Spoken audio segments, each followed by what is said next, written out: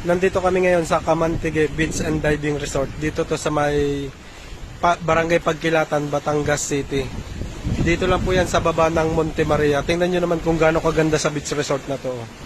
Ito yung dagat niya. Ang ganda ng dagat dito. Bukod sa napakalinaw, talaga namang napakalinis ng dagat. Ayan o. Pwede kayong maligo sa dagat dito. Tapos meron din silang tatlong pool para sa bata. Merong 3 feet, 5 feet at 7 feet. Diyan ang swimming pool. Yung tubig niya galing lang din sa dagat. Ayan kung mapapansin nyo, ayan yung tubig dagat. Tapos ayun naman yung nagko-connecta sa tubig dagat at doon sa tubig sa pool.